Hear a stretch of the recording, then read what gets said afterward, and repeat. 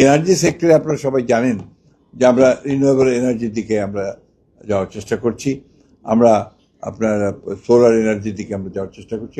এখানে মূলত যে জিনিসটা আলাপ হচ্ছে যে বাংলাদেশের এই যে পরিবর্তন, আপনার রাজনৈতিক যে পরিবর্তন হয়েছে, সেই পরিবর্তনের ফলে আমাদের যে ম্যাক্রো ইকোনমিক্সের অবস্থাটা এক্স্যাক্টলি কী আছে, সামগ্রিকভাবে আমরা আমাদের অর্থনীতিকে আমরা কিভাবে সামনের দিকে এগিয়ে নিয়ে যাওয়ার কথা চিন্তা করছি। আমরা আমাদের সরকারের পক্ষ থেকে আমরা বলেছি যে আমরা কিভাবে এগুতে চাই। আপনারা নিশ্চয়ই সবাই জানেন ইতিমধ্যে যে আমাদের মাননীয় প্রধানমন্ত্রী তারেক রহমান সাহেব ইলেকশন ম্যানিফেস্টোতে যে জিনিসগুলো আমরা দিয়েছিলাম সেগুলো ইমপ্লিমেন্ট করার জন্য তিনি একটার পর একটা কাজ করে যাচ্ছেন।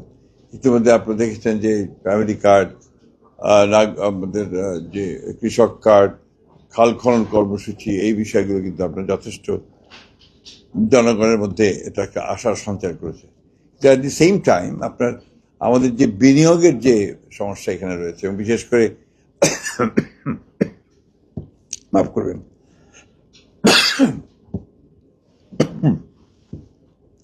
এই বিনিয়োগের ব্যাপারে সবচেয়ে বড় যে বাধাটা হয়ে দাঁড়িয়েছে তাদের মতে, তারা বলছেন যে এখানে আমাদের যে এজেন্সিগুলো আছে, সরকারের এজেন্সিগুলো যেগুলো আছে, সেই এজেন্সিগুলো খুব স্লো, ধীর গতিতে চলে। তারা যে গতিতে তারা এটার সমাধান করতে চায়, তার একটা বিনিয়োগ ইস্যুকে, সেখানে তারা যথেষ্ট সেখানে নেগেটিভ অবস্থা তৈরি, হতাশ হয়ে যায়, এবং এটা একটা অন্যতম প্রধান একটা সমস্যা।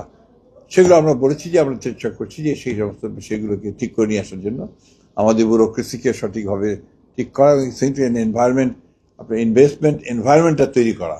এখানে ব্যবসা করার যে ক্লাইমেট, এটা কিন্তু আপনার খুব একটা ভালো না, এনভায়রনমেন্টটা খুব একটা ভালো না, যে কারণে এই জিনিসটাকে আমরা বলেছি যে আমরা এটাকে ভালো করে নিয়ে আসার চেষ্টা করছি। এবং আমাদের প্রধানমন্ত্রী এই বিষয়ে অত্যন্ত আগ্রহী।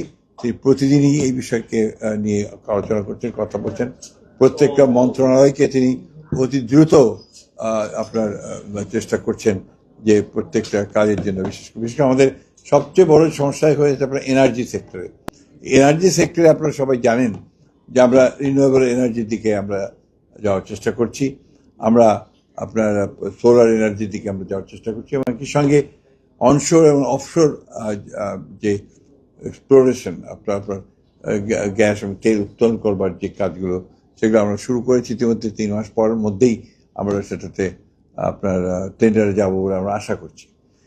আমরা সবাই জানি যে আমাদের মতো একটা দেশে, এখানে উইথ হিউজ পপুলেশন, এখানে দ্রুত আমাদেরকে এগিয়ে যেতে হবে অর্থনৈতিক উন্নয়নের দিকে।